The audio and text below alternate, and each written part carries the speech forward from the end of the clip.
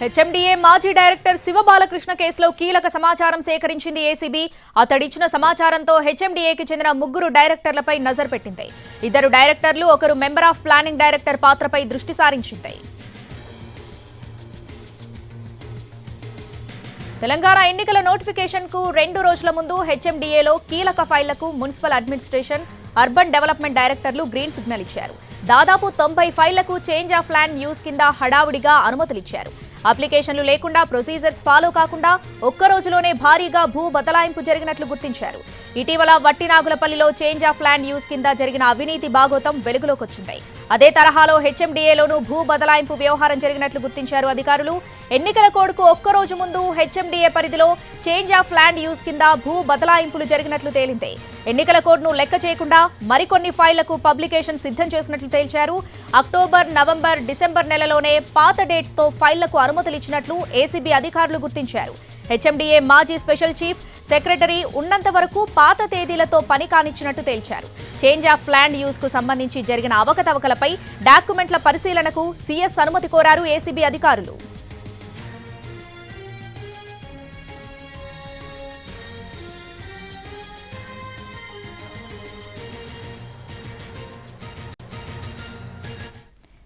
Shiva Balakrishna arrest తర్వాత హెచ్ఎండిఏలో అవినీతి బాగోతాలు ఒక్కొక్కటిగా బయటకు వస్తున్నాయి. కోట్లాది రూపాయల భూముల విషయంలో జరిగిన స్కామ్లు వెలుగు చూస్తున్నాయి. పూర్తి అప్డేట్స్ మా ప్రతినిధి రాధాకృష్ణ లైవ్ లో అందిస్తారు. రాధాకృష్ణ.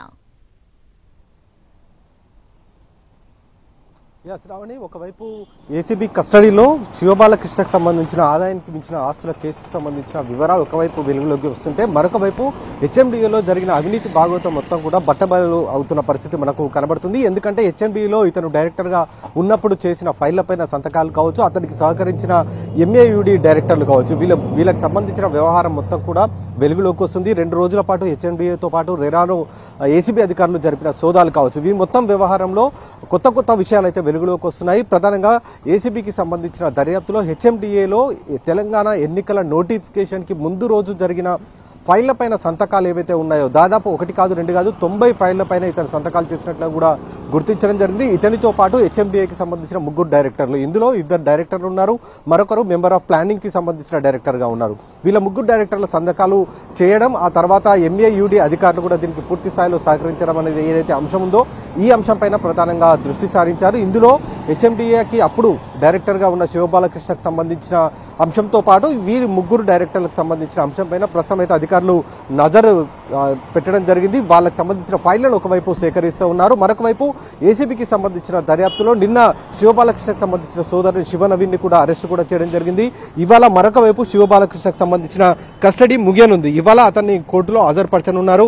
ఈ మొత్తం వ్యవహారం వెలుగులోకి వస్తున్న నేపథ్యంలో అతన్ని మరికొన్ని రోజులు కస్టడీ కోరుతూ ఇవాళ పిటిషన్ కూడా దాఖలు చేసే అవకాశం మనకు కనబడుతుంది. ప్రధానంగా హెచ్ఎండిఏకి సంబంధించిన అవినీతి భాగోతం ఏదైతే శివబాలకృష్ణ కస్టడీలో వెలుగులోకి వస్తుందో, ఇందులో ప్రధానంగా వాళ్ళు ఎలాంటి అప్లికేషన్ లేకుండా, ప్రొసీజర్స్ అనేవి ఏవి కూడా ఫాలో కాకుండా నేరుగా వీళ్ళు చేంజ్ ఆఫ్ ల్యాండ్ యూజ్ పేరిట భూ బదలాయింపులకు పాల్పడ్డారనేది ప్రధానంగా ఏసీబీ అధికారులు దర్యాప్తులో గుర్తించడం జరిగింది.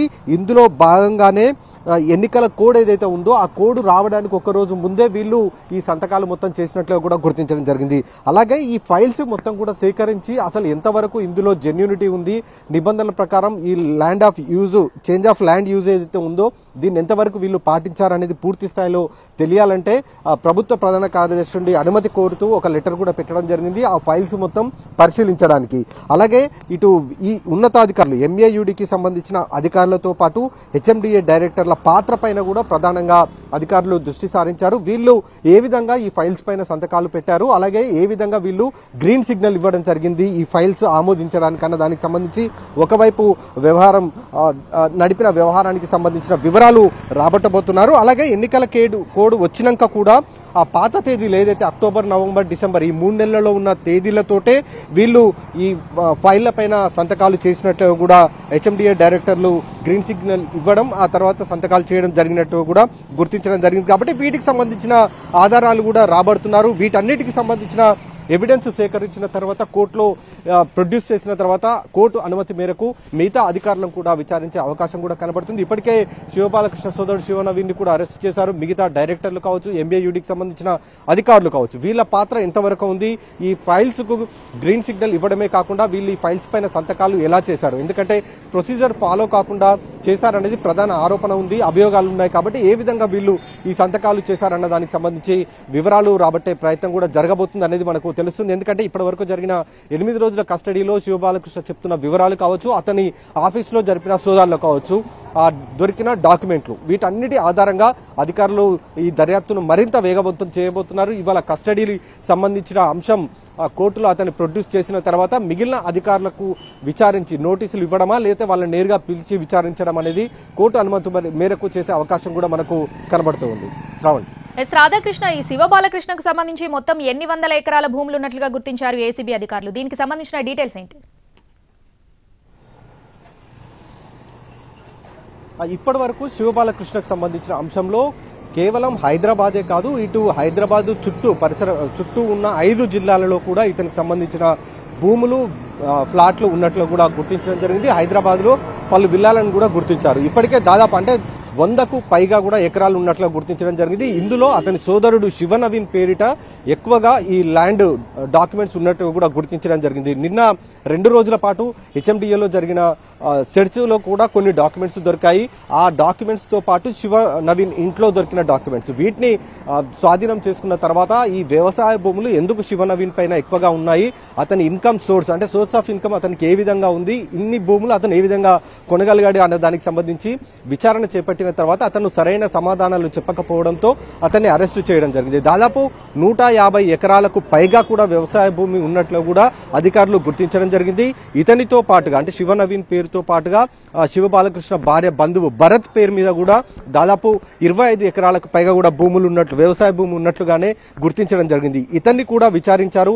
ఇతన్ని కూడా ఈ సోర్స్ ఆఫ్ ఇన్కమ్ ఏ విధంగా ఉంది అనేది అతన్ని వివరాలు రాబట్టే ప్రయత్నం చేస్తున్నారు. అతను కూడా ఈ మొత్తం ఏసీబీ అధికారులు అడిగిన ప్రశ్నలకు సరైన సమాధానాలు చెప్పాల్సి ఉంటుంది. లేకపోతే మాత్రం ఇటు శివనవీన్ భార్యతో పాటు భరత్ పైన కూడా చట్టపరమైన చర్యలు తీసుకునే అవకాశం కనబడుతుంది. ఎందుకంటే అధికారులు అడిగేది తమ పేర్ల మీద డాక్యుమెంట్స్ ఏవైతే ఉంటాయో ఆ డాక్యుమెంట్స్ కు సంబంధించిన వాటికి ఏ విధంగా వాళ్ళు ఈ కొనుగోలు చేశారు అనేది ఖచ్చితంగా వాళ్ళు చెప్పాల్సి ఉంటుంది. అంటే ఆదాయం ఎక్కడి నుండి వచ్చింది, ఏ విధంగా కొనుగోలు చేశారు అన్న దానికి సంబంధించి సరైన సమాధానాలు చెప్తే దానికి సంబంధించి ఎలాంటి కేసులు ఉండవు. కానీ ఏ మాత్రం వాళ్ళు తప్పుడు సమాధానాలు చెప్పినా వెంటనే వాళ్ళపైన కేసులు నమోదు చేసే అవకాశం మనకు కనబడుతుంది. ఇందులో భాగంగానే శివనవీన్ ని అరెస్ట్ చేశారు. కాబట్టి ఇంకా సెర్చెస్ కొనసాగుతున్నాయి, మళ్ళీ కస్టడీలోకి తీసుకునే అవకాశం ఉంది. కాబట్టి ఇప్పటి వరకు గుర్తించిన దాదాపు 150 ఎకరాలకు పైగా వ్యవసాయ భూమితో పాటు ఇంకా పెరిగే అవకాశం అయితే మనకు కనబడుతూ ఉంది. శ్రావణి. రాధాకృష్ణ, ఈ 111 జీవోని ఉపయోగించి ఎన్ని రకాల భూములను బదలాయించారు? దీనికి సంబంధించిన పూర్తి డీటెయిల్స్ ఏమైనా ఉన్నాయా?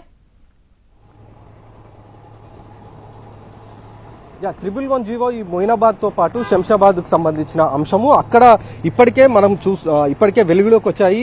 111 జీవోను ఎత్తివేశారని చెప్పి పూర్తి స్థాయిలో అక్కడ 4 అంతస్తుల నుంచి మొదలు పెడితే 6 అంతస్తుల మేరకు భవనాలను నిర్మిస్తున్న పరిస్థితి కనబడుతూ ఉంది.